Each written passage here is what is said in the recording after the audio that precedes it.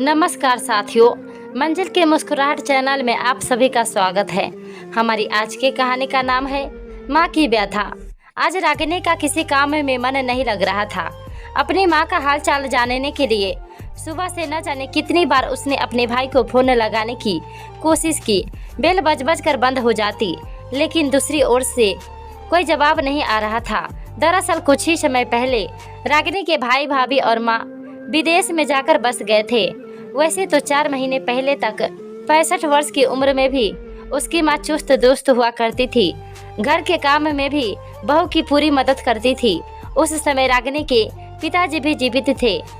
उनके घर में खुशहाली ही खुशहाली थी, परंतु न जाने उनकी खुशियों को किसकी नज़र लगी कि एक दिन अचानक उसके पिताजी सीढ़ियों से फिसलकर नीचे गिर गए और इस दुर्घटना में वे स्वर्ग सिधार गए।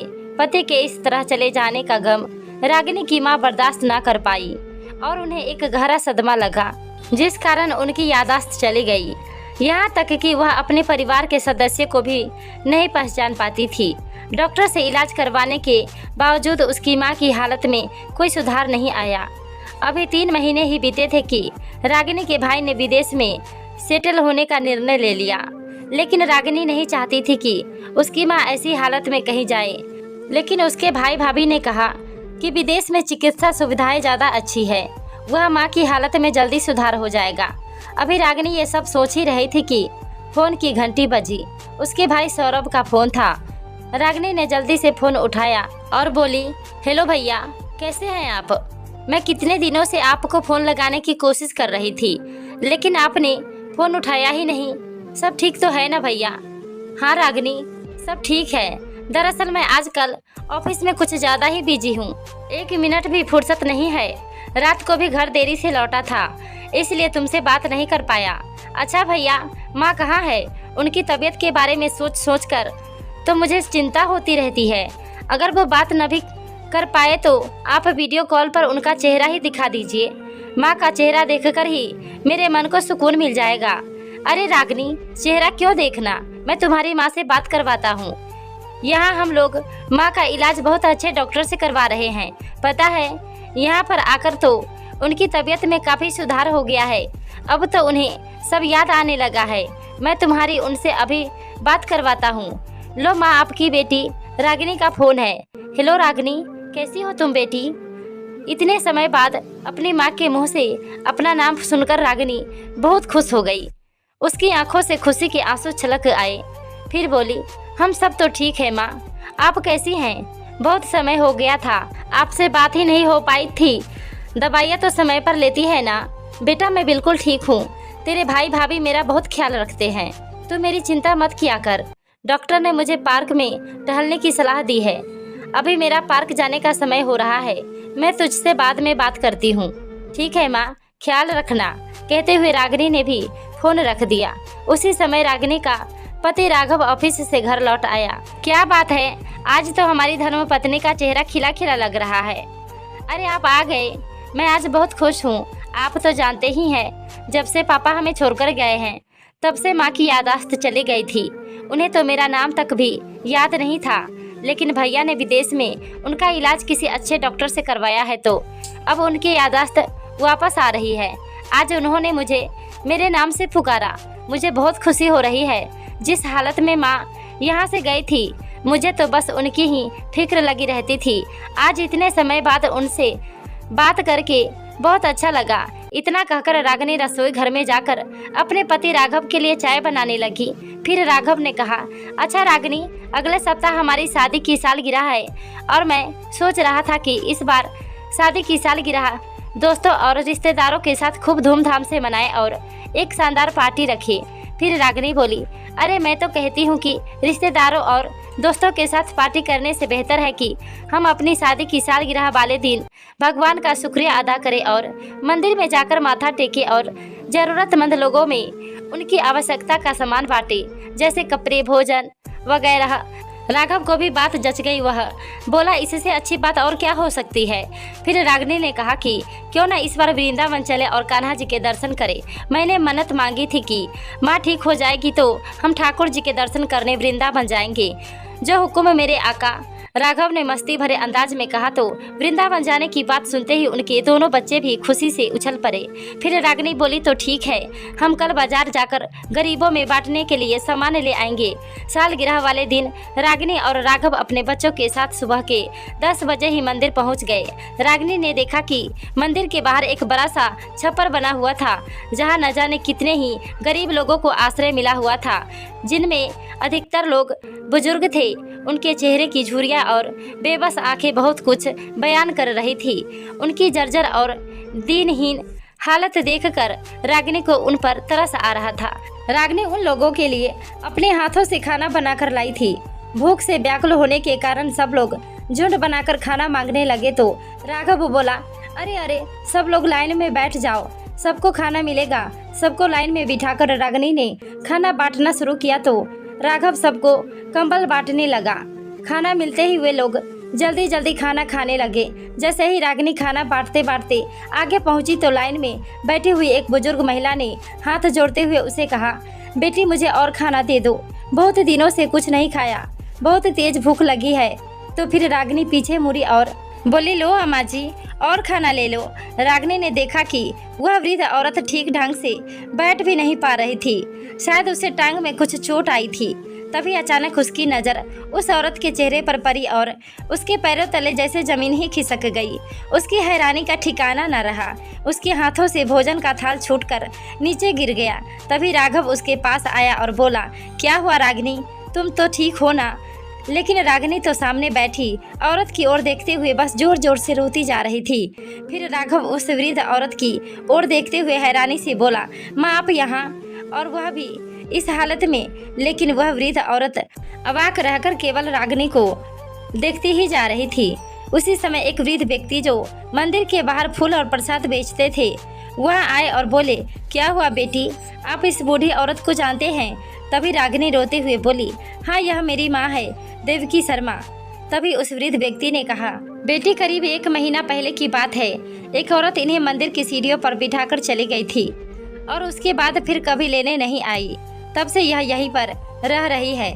लेकिन मैं हैरान हूँ कि इन्हें अपने जीवन की पिछली बातें भी याद नहीं है। यह कहाँ रहते हैं, यहाँ तक कि इन्हें तो अपना नाम भी नहीं मालूम। और बेटी अगर यह तुम्हारी माँ है तो फिर इनकी ऐसी हालत कैसे हुई? तो रागिनी बोली, मुझे कुछ समझ नहीं आ रहा।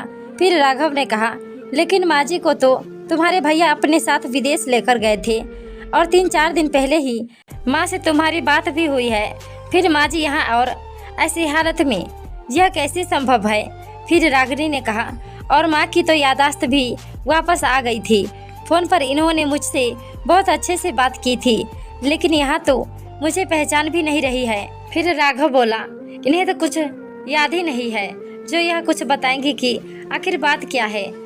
रागिनी, वह सब बाद में देखते हैं, पहले माँ जी को अपने साथ घर लेकर चलते हैं।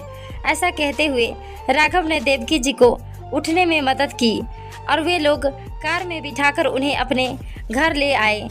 घर पहुंचकर रागिनी ने अपनी माँ को नहलाकर साफ सुथरे कपड़े पहनाए और फिर उन्हें खाना खिलाकर बिस्तर पर आराम से लिटा दिया।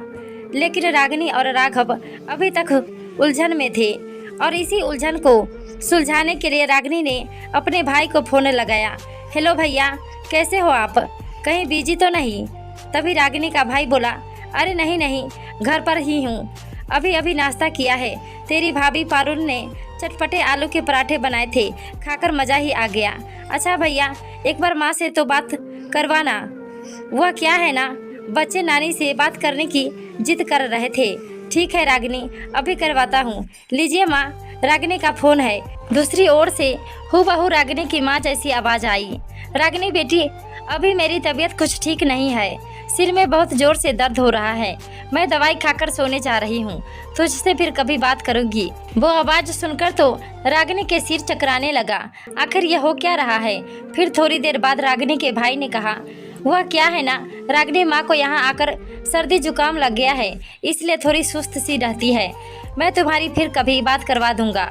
अपनी माँ से फ़ोन पर बात करने के बाद रागिनी हैरान रह गई कि आखिर जो उसने फ़ोन पर आवाज़ सुनी थी वह किसकी थी। उसे समझ नहीं आ रहा था कि यह सब चल क्या रहा है। फ़ोन स्पीकर पर था। राघव ने भी फ़ोन पर चल रही सारी बातें सुनी थी। वह बोला, रागिनी, क्या तुम्हें पक्का यकीन है कि यह तुम्हारी माँ ही है? कहीं हम किसी और को तुम्हारी माँ समझकर तो घर नहीं ले आए? तो रागिनी बोली, आप भी कैसी बातें कर रहे हैं? क्या मैं अपनी माँ को नहीं पहचानूंगी? फिर भी यदि कोई शक की गुंजाइश है तो मैं एक बार चेक कर लेती हूँ। कुछ वर्षों पहले माँ की टांग का ऑपरेशन हुआ था और उनके टांग में रॉड डाली गई थी। उसका निशान अब भी उनकी टांग पर होना चाहिए। ऐसा कहते हुए रागिनी अपनी माँ के पास गई और उनकी टांग पर से कपड़ा हटाया। निशान वही मौजूद था। अब उसे पक्का यकीन हो गया था कि यही उसकी माँ है। लेकिन राघव, अब तक भैया मुझे किसकी आवाज़ सुनाते आए थे? जरूर कोई बहुत बड़ी साजिश रची जा रही है, लेकिन इसका खुलासा कैसे होगा? वह लोग तो विदेश में हैं और माँ को कुछ याद नहीं है। तो राघव बोला, रागिनी शांत हो जाओ। सबसे पहले हम माँ जी का इलाज करवाते हैं। माँ का ठीक होना सबसे ज़्यादा ज़रूरी है। फिर रागिनी अपनी माँ के पास आई और बोली, माँ, आप मुझे कैसे भूल सकती हैं? अपनी बेटी में तो आपकी जान बसती थी ना, कुछ तो याद कीजिए। कहते कहते रागिनी फुट फुट कर रोने लगी। फिर रागिनी की माँ ने कहा, बेटी, मुझे कुछ याद नहीं कि तुम कौन हो, लेकिन तुम रो मत। तुम तो भगवान में विश्वास रखती हो, ज़रूरतमंद लोगों का भला करती हो। भगवान तुम्हारी सारी परेशानियां दूर कर देंगे, चिंता मत करो। ऐसा कहते हुए रागिनी की माँ ने उसके आंसू साफ किए और उसके सिर पर प्यार भरा हाथ रखा। अपनी माँ का स्नेह पाकर रागिनी के दिल को एक सुकून मिला। अगले दिन रागिनी अपने पति राघव के साथ माँ को डॉक्टर के पास ले गई। जांच पड़ताल करने के बाद डॉक्टर ने बताया कि हालांकि याददाश्त का वापस आना बहुत मुश्किल होता है, परंतु यदि उचित समय पर दवाई दी जाए और मरीज को पुरानी बातें याद दिलाई जाए तो शायद ऐसा संभव हो सकता है, लेकिन कुछ पक्का नहीं कह सकते। यह सुनकर रागिनी थोड़ा मायूस हो गई। वे लोग देवकी जी को अपने साथ घर वापस ले आए। घर पहुंचकर रागिनी ने सबको खाना खिलाकर माँ को दवाई दी। जब देवकी जी सो गई तो रागिनी ने राघव से कहा, आज से पहले मैंने खुद को कभी इतना लाचार महसूस नहीं किया था। इतने दिनों से भैया हमें झूठ बोलते आए, मुझे बेवकूफ़ बनाते आए और हम लोग वहाँ बैठे हुए यही समझते रहे कि माँ यहाँ भैया के साथ बड़े आराम से रह रहे हैं। मेरे दिमाग में एक बार भी यह बात नहीं आई कि जितनी बार भी मैंने भैया को माँ से वीडियो कॉल पर बात करवाने के लिए कहा तो भैया हर बार कोई ना कोई बहाना बनाकर उस बात को टाल देते थे। तो राघव बोला, लेकिन रागिनी, यह समय बैठकर आंसू बहाने का नहीं बल्कि कोई कड़ा कदम उठाने का है। हाँ राघव, अपनी माँ के गुनाहगारों को मैं बिल्कुल नहीं छोड़ूंगी, लेकिन भैया इतनी आसानी से सारा सच नहीं उगलेंगे। और अगर उन्हें यह पता लग गया कि माँ मेरे पास है तो वह यहाँ वापस भी नहीं आएंगे। इसलिए हमें पहले उन्हें यहाँ बुलाने का इंतजाम करना होगा। कोई ऐसा प्लान बनाना होगा जिससे भैया खुद ब खुद यहाँ दौड़े चले आए। फिर राघव बोला, रागिनी, बस एक ही चीज़ है जो तुम्हारे भाई को विदेश से यहाँ आने पर मजबूर कर सकती है, और वह है पैसा। तुम्हारे भाई की हरकतों से इतना तो स्पष्ट हो चुका है कि उसे केवल पैसे से ही प्यार है। तुम अपने भाई से कहो कि कल हमारे घर पर एक लेटर आया है जिसमें लिखा है कि माँ की पूरे 80 लाख रुपए की पॉलिसी मैच्योर हुई है, लेकिन पैसा हासिल करने के लिए माँ का यहाँ होना ज़रूरी है। माँ के साइन करने के बाद ही उसका पैसा अकाउंट में आ पाएगा। लेकिन रागिनी, ध्यान रखना, उन्हें किसी बात का शक ना हो और उनसे यह भी कहना कि एक बार माँ से पूछे कि क्या उन्होंने कोई ऐसी पॉलिसी करवाई थी जिससे 80 लाख रुपए मिलने थे और उसमें हमारे घर का पता दिया था। बात करने के दौरान तुम्हारे भाई को यह भनक भी नहीं लगनी चाहिए कि माँ हमारे पास है। ठीक है राघव, मैं कल सुबह ही भैया से फ़ोन पर बात करूँगी, कहीं भैया को किसी बात का शक न हो जाए। इस सोच विचार में डूबी रागिनी कमरे में जाकर अपनी माँ के साथ बिस्तर पर लेट गई। अगले दिन सब काम निपटाने के बाद रागिनी ने अपने भाई सौरभ को फ़ोन लगाया। सौरभ के फ़ोन उठाते ही रागिनी बोली, भैया जरा माँ से बात करवाना, तो बहुत ज़रूरी काम है। तभी सौरभ बोला, रागिनी तुम बस 2 मिनट लेट हो गई, अभी अभी माँ बाहर टहलने के लिए निकली है। वह क्या है ना, डॉक्टर ने उन्हें सुबह सुबह ताज़ी हवा में टहलने को कहा है, इसलिए पारुल उन्हें पार्क में लेकर गई है। लेकिन रागिनी ऐसा कौन सा ज़रूरी काम है, मुझे बता दो, जब माँ आएंगी तो मैं माँ को बता दूंगा। तो रागिनी ने अपने भाई से वही बोला जो राघव ने उसे कहा था। इतना सुनते ही रागिनी के भाई सौरभ की आंखों में नोटों की गड्डियों की तस्वीर नाचने लगी और फिर बोला, रागिनी तुम्हें तो माँ की हालत के बारे में पता है, इतना लंबा सफ़र करना उनके लिए ठीक नहीं होगा। अगर मैं आ जाऊँ तो चलेगा? तो रागिनी ने कहा, लेकिन भैया जब वो पॉलिसी माँ के नाम पर है तो साइन उनके ही चाहिए। फिर भी मैं एक बार बात करके देखती हूँ, शायद आपके आने से ही बात बन जाए, क्योंकि नॉमिनी में माँ ने आपका नाम ही लिखा है। ऐसा कहकर रागिनी ने फ़ोन रख दिया और अगले दिन सौरभ को फ़ोन करके बता दिया कि उसके आने से भी काम बन जाएगा, माँ का आना ज़रूरी नहीं है।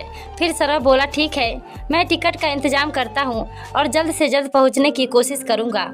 लेकिन भैया आप अकेले क्यों? साथ में भाभी को भी ले आना, रागिनी ने कहा। तो सौरभ बोला, हाँ वैसे तो बहुत दिन हो गए तेरी भाभी को भी अपने मायके गए हुए, वह भी वहाँ आकर अपने मायके वालों से मिल लेगी। वैसे भी यहाँ माँ की देखभाल करने के लिए फुल टाइम मेड है, वह माँ का अच्छे से ख्याल रखती है। यह बातें सुनकर रागिनी सोचने लगी कि कैसे एक के बाद एक भैया झूठ पर झूठ बोलते जा रहे हैं, लेकिन मैंने भी ठान लिया है कि भैया की हर एक करतूत का करारा जवाब दूंगी। माँ की याददाश्त वापस लाने के लिए उसने अपनी माँ को एक एल्बम दिखाई जिसमें उनके पूरे परिवार की तस्वीरें थी, लेकिन देवकी जी उन तस्वीरों को किसी अनजान व्यक्ति की तरह देख रही थी। वह किसी को पहचान नहीं पा रही थी, परंतु जैसे ही उन्होंने अपनी बहू की तस्वीर देखी तो वह कुछ असहज हो गई। इसे मुझसे दूर ले जाओ, ऐसा कहते हुए गुस्से और डर के मिश्रित भाव उनके चेहरे पर आ गए और उन्होंने एल्बम उठाकर फेंक दी। रागिनी समझ नहीं पा रही थी कि आखिर उसकी माँ ऐसा व्यवहार क्यों कर रही थी। हर रोज शाम के समय रागिनी उन्हें घर के पास के ही एक पार्क में ले जाती थी। वहीं एक बेंच पर बैठकर रागिनी अपनी माँ को पुरानी बातें याद दिलाने की कोशिश किया करती थी, लेकिन माँ की तबीयत में कुछ खास सुधार नहीं आ रहा था। फिर एक दिन रागिनी ने फैसला किया कि वह अपनी माँ को उनके उसी मकान में लेकर जाएगी जहाँ वह हमेशा से रहती आई थी। शायद वहाँ जाकर माँ की हालत में कुछ सुधार आ जाए। जब रागिनी अपनी माँ को लेकर उनके घर पहुंची और मेन गेट खोलने लगी तो यह देखकर हैरान रह गई कि गेट अंदर से बंद था।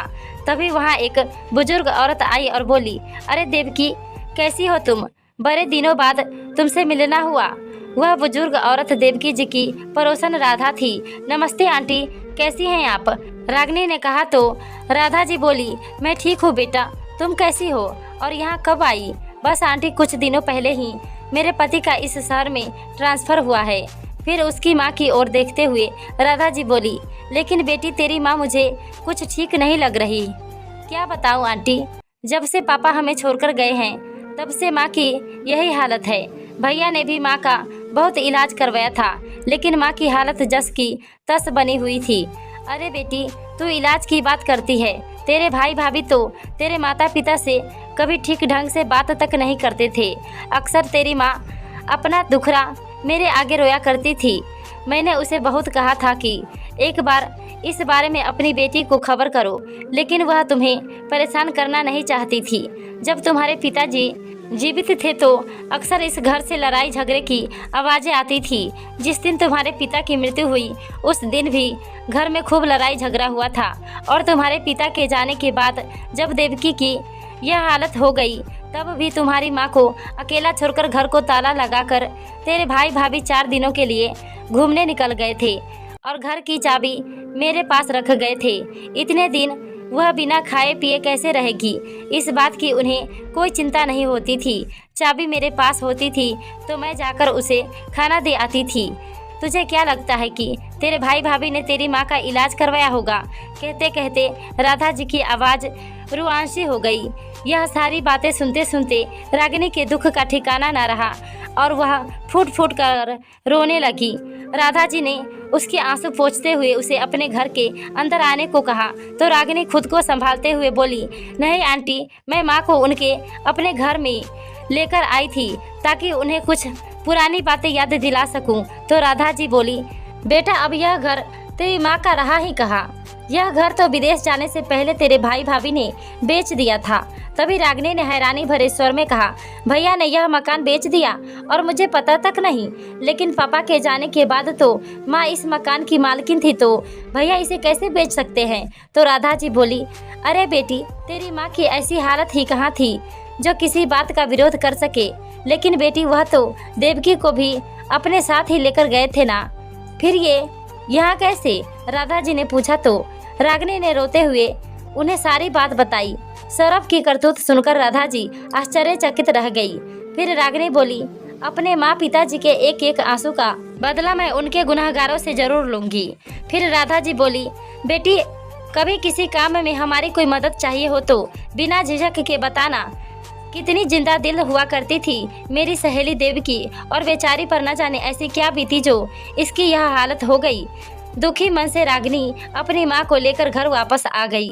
कुछ दिन बीते तो रागिनी का भाई सौरभ भी अपनी पत्नी के साथ भारत पहुंच गया। रागिनी के घर पहुंचने से पहले ही रागिनी ने अपनी माँ को एक कमरे में छुपा दिया था। जब भाई भाभी घर पहुंचे तो रागिनी और राघव ऐसा व्यवहार कर रहे थे कि मानो उन्हें कुछ मालूम ही ना हो। अभी 5 मिनट भी नहीं बीते थे कि सौरभ बोला, रागिनी, पेपर्स पर साइन करने कब चलना है? तो राघव ने कहा, अरे भैया, आप लोग अभी अभी तो आए हैं, यह सब काम भी हो जाएगा, इतनी भी जल्दी क्या है? कोई परेशानी है क्या? फिर रागिनी ने कहा, हाँ भैया, जरा थोड़ी देर बैठकर चाय नाश्ता तो कर लो। तो सौरभ बोला, अरे नहीं नहीं, दरअसल वहाँ माँ अकेली है और मुझे उनकी चिंता हो रही है। हम अपने लिए परेशान नहीं है, बस माँ के कारण जल्दबाजी कर रहे हैं। फिर उसकी पत्नी पारुल बोली, हाँ दीदी, आपके भैया को तो माँ जी की इतनी चिंता है कि उन्होंने कल सुबह की फ्लाइट की टिकट भी बुक करवा ली है वापस जाने के लिए। उसी समय रागिनी बोली, हाँ भैया, माँ की चिंता होनी तो जायज़ है। एक काम करो, माँ को फ़ोन कर लो या फिर वीडियो कॉल ही कर लो, उनसे बात भी हो जाएगी और पता भी चल जाएगा कि वह ठीक ठाक है या नहीं। उसी समय सौरभ हड़बड़ाते हुए बोला, अरे नहीं नहीं, वैसे ही माँ की तबीयत ठीक नहीं रहती और इस समय वह खाना खाकर सो चुकी होगी। थोड़ी देर पहले ही मैंने मेड से बात की थी, उसने बताया था कि माँ अभी सो रही है, तो फिर क्यों उन्हें डिस्टर्ब करना, मैं बाद में बात करवा दूंगा। फिर रागिनी बोली, सच में कितनी चिंता है तुम्हें माँ की। चलो, तुम्हारी चिंता मैं दूर कर देती हूँ, तुम लोगों ना सही, मैं तुम्हें माँ से मिलवा देती हूँ। इतना सुनते ही सौरभ और उसकी पत्नी हैरानी से उसकी ओर देखने लगी। उसी समय राघव देवकी जी को कमरे से बाहर ले आया। उन्हें अपने सामने देखते ही सौरभ और पारुल की आंखें फटी की फटी रह गई। उनके पसीने छूटने लगे। तो रागिनी बोले, अरे क्या हो गया भैया, आप इतना चौंक क्यों गए? आप दोनों को क्या लगा था कि इतना बड़ा कांड करने के बाद आप लोग यूं ही बच जाओगे? अरे भैया, माँ की कोई पॉलिसी थी ही नहीं, वह तो सिर्फ एक बहाना था आप दोनों को यहाँ बुलाने के लिए। और देखो, आप लोग पैसों के लालच में यहाँ तक चले भी आए। पैसों के लालच में तो आपने माँ पिताजी का भी जीना हराम कर दिया, तो फिर विदेश से यहाँ आना तो बहुत छोटी सी बात थी, है ना भैया? और वैसे भी माँ ने मुझे आप लोगों की सच्चाई पहले ही बता दी थी, और अब आप दोनों वापस विदेश नहीं जेल जाएंगे, रागिनी ने ऊंची आवाज में कहा। तो सौरभ कांपते हुए बोला, क्या क्या कहा तुमने? माँ ने तुम्हें हमारी सच्चाई बताई है, लेकिन माँ यह सब तुम्हें कैसे बता सकती है? माँ, क्या आपको सब कुछ याद आ गया है? तो रागिनी ने कहा, अच्छा, तो इसका मतलब यह है कि तुम मानते हो कि यह हमारी माँ है? तो फिर यह बताओ कि तुमने अपनी माँ को ऐसी हालत में तिल तिल मरने के लिए क्यों छोड़ दिया? क्या तुम्हें माँ पर बिल्कुल तरस नहीं आया? इतना सुनते ही सौरभ की नजरें नीचे झुक गई। फिर रागिनी बोली, भैया सच सच बताओ, जिससे आज तक तुम मेरी बात करवाते आए थे, वह औरत कौन थी जिसकी आवाज़ बिल्कुल माँ की तरह थी? मेरे पास तुम्हारे खिलाफ कुछ ऐसे सबूत है जिससे मैं तुम्हें जेल की हवा खिला सकती हूँ। फिर तुम विदेश जाना तो दूर, एयरपोर्ट तक भी नहीं पहुँच पाओगे। लेकिन अगर सच्चाई बताती तो शायद मैं तुम्हें माफ़ कर दूं। फिर सौरभ ने कहा, मैं हमेशा ही विदेश जाकर वहां बसना चाहता था और जब इस बारे में मैंने पिताजी से बात की और उन्हें मकान बेचने को कहा ताकि मैं विदेश जाने के लिए पैसे जुटा सकूं, तो पिताजी ने साफ साफ मना कर दिया। और जब पिताजी की मृत्यु हुई तो उसके बाद माँ की याददाश्त भी चली गई और हमने इसी बात का फायदा उठाया। विदेश जाने के लिए मैंने मकान बेचने का फैसला कर लिया। माँ की बढ़ती उम्र और बीमारी के चलते उनका बोझ ढोना हमारे बस में नहीं था, इसलिए मकान के कागजों पर उनसे दस्तखत करवाने के बाद हमने मकान बेच दिया और विदेश जाने से पहले माँ को एक मंदिर के बाहर छोड़ दिया। फिर रागिनी बोली, इतना कुछ करते हुए तुम लोगों को जरा सी भी शर्म नहीं आई? अरे यह हमारी माँ है जिन्हें तुमने लवारिसों की तरह सड़क पर मरने के लिए छोड़ दिया। अगर ऐसे ही चलता रहता तो एक दिन वह भी ये दुनिया छोड़कर चली जाती और तुम तो हमें यही कहते कि मैंने माँ का अंतिम संस्कार कर दिया। और अब यह बताओ कि इतने दिनों से माँ की आवाज़ में मुझसे कौन बात कर रहा था? तो सौरभ बोला, दरअसल माँ द्वारा गाया गया एक भजन मेरे मोबाइल में रिकॉर्ड किया हुआ था। उसी आवाज़ का सैंपल लेकर मैंने एक ऐप के जरिए यह सब किया था ताकि तुम्हें किसी बात का कोई शक ना हो। फिर रागिनी बोली, मुझे माफ़ कर देना भैया, अब तो मैं आप दोनों को कभी वापस नहीं जाने दूंगी क्योंकि पुलिस आ चुकी है और अब आप अपनी असली जगह यानी कि जेल जाएंगी। इतनी बात सुनते ही सौरभ और पारुल ने एक दूसरे को वहां से भागने का इशारा किया। भागते हुए जैसे ही वे लोग सीढ़ियां उतरने लगे तो उसी समय पारुल का पाँव फिसला और सीढ़ियों से लुढ़कते हुए नीचे आ गिरी। उसे गंभीर चोट आई थी जिस कारण वह उठ नहीं पा रही थी। तभी सामने देखा तो पुलिस खड़ी थी। अपने भाई भाभी के साथ बात करते हुए रागिनी ने मोबाइल में सारी बातें रिकॉर्ड कर ली थी। सब कुछ बताते हुए जब रागिनी पुलिस के हाथ में सबूत देने लगी तो उसकी माँ पारुल की ओर इशारा करते हुए जोर से चिल्लाई, यही है मेरे पति की कातिल। रागिनी, इसी औरत ने तेरे पापा को सीढ़ियों से नीचे धक्का दिया था जिस कारण तेरे पापा की जान चली गई। कहते कहते देवकी जी रोने लगी। अपनी माँ की यह बात सुनकर रागिनी अस्तबद्ध रह गई। माँ, यह क्या कह रही हैं आप? क्या पापा को भाभी ने मारा था? हाँ बेटी, तू नहीं जानती कि तेरे भाई भाभी ने हमारा जीना दुश्वार कर दिया था। यह लोग सारी संपत्ति हड़प कर विदेश जाना चाहते थे, लेकिन तेरे बाबूजी जानते थे कि एक बार सब कुछ उनके नाम पर कर दिया तो यह लोग हमें सड़क पर ले आएंगे। तेरे बाबूजी को अपने रास्ते से हटाने के लिए तेरी भाभी ने उन्हें हमेशा के लिए मौत की नींद सुला दिया। इतना सुनकर रागिनी और राघव की आंखें फटी रह गई। फिर देवकी जी बोली, लेकिन उस भगवान की लाठी में आवाज़ नहीं होती। इस जालिम औरत ने अपने ससुर को सीढ़ियों से धक्का दिया था और देखो आज यह औरत खुद सीढ़ियों से गिरकर चोट खा बैठी है और दर्द के कारण चिल्ला रही है। इंस्पेक्टर साहब, इन लोगों को कड़ी से कड़ी सजा दिलवाइएगा। तभी सौरभ माँ के पैर पकड़कर बोला, मुझे माफ़ कर दो माँ, मैं बड़ी मुश्किल से विदेश में सेटल हो पाया हूँ, सब कुछ बर्बाद हो जाएगा। उसी समय देवकी जी ने उसके मुंह पर एक जोरदार थप्पड़ लगाया और बोली, तुम्हारे गुनाहों की कोई माफ़ी नहीं है। तुमने जो कुछ किया है उसकी सज़ा तो तुम्हें मिलकर ही रहेगी। पुलिस ने सौरभ को गिरफ्तार कर लिया और पारुल को हिरासत में लेने से पहले पुलिस की निगरानी में अस्पताल में इलाज के लिए भेज दिया गया। फिर रागिनी अपनी माँ को गले लगाते हुए बोली, माँ, आपको सब कुछ याद आ गया? तो देवकी जी बोली, हाँ बेटा, पारुल को सीढ़ियों से गिरते देख मुझे फिर से वही मंजर याद आ गया जब उसने तेरे पापा को सीढ़ियों से धक्का दिया था और उसके साथ सारी पिछली बातें भी याद आ गई। लेकिन माँ, अब खुशी मनाने के दिन आ गए हैं तो भूल जाइए पुरानी बातों को। रागिनी ने कहा तो उसके दोनों बच्चे बोले, अरे अभी अभी तो नानी को सब कुछ याद आया है और आप कहती हैं कि भूल जाओ।